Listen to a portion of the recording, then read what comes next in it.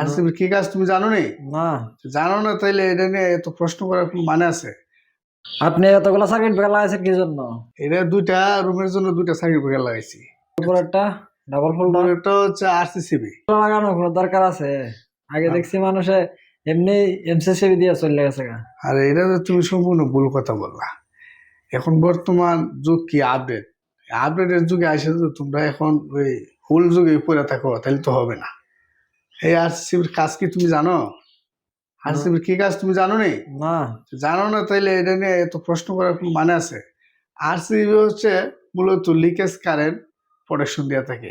অর্থাৎ কোথাও দিয়ে যদি কোনো প্রকার কারেন্ট লিকেজ হয় বা একজন মানুষ যদি কারেন্টের শক খায় এই আরসিবির আওতার ভিতরে, তাহলে আরসিবিটা সরাসরি টিপ করবে।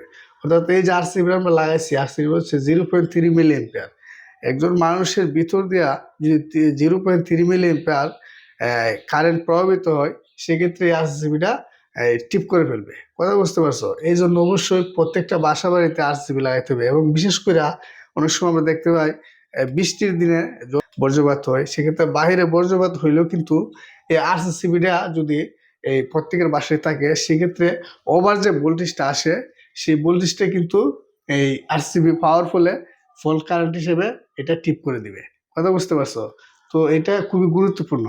আর এই যে আমরা এমসিবি গুলো লাগাইছি, সিঙ্গেল পোল এমসিবি গুলা, এগুলির কাজ হচ্ছে তোমার রুমের ভিতরে যে পরিমাণ কারেন্ট গ্রহণ করার কথা, এর চাইতে বেশি যদি কারেন্ট গ্রহণ করে, সেক্ষেত্রে ওভার কারেন্টের ফলে এই এমসিবি গুলা টিপ করবে।